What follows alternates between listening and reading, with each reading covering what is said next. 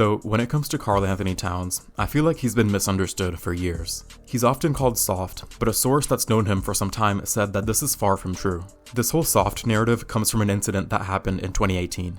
At that time, Jimmy Butler was upset about his contract situation with the Timberwolves, and so he publicly taunted Towns, who just signed a massive contract himself. Before we knew it, the media ran off with that story, pretty much saying that Towns is not a tough NBA player. Now, I will agree that he's not your traditional big man who dominates in the paint, but this doesn't necessarily make him a bad player, nor is he soft. Instead, he's a versatile perimeter-oriented player who can shoot, pass, and score from anywhere on the court. Overall, he just plays differently from the other centers in the league. After Butler made these comments, he went to Miami and went to 3 straight conference finals, while Towns and Minnesota struggled to go deep in the playoffs. And because of this, the whole soft narrative grew even more. But I feel like that's an unfair comparison to begin with. If you look at the stats, he's always averaging somewhere around 20 points and 10 rebounds, and he's easily capable of dropping more than 30 on any given night. In fact, wanting him to be a defensive first center like Clint Capella or Rudy Gobert would actually be a mistake. He's a score first player, and in my opinion, that actually makes him valuable. Now, as we all know, he just got traded to the Knicks, and head coach Tom Thibodeau knows him pretty well.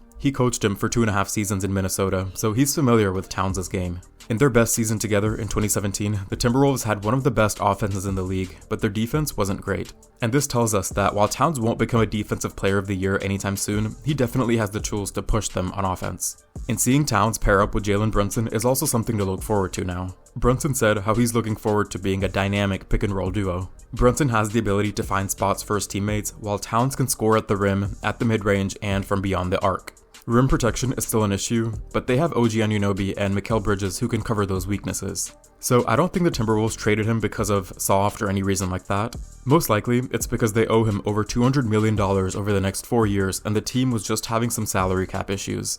In the end, Karl-Anthony Towns is not soft. He's a finesse player with incredible offensive skills, and he has the potential to elevate the Knicks' offense to new levels. While he may never be a dominant defensive presence, his ability to stretch the floor and score from just about anywhere makes him a crucial piece for the Knicks' future. As always, like and subscribe for more updates.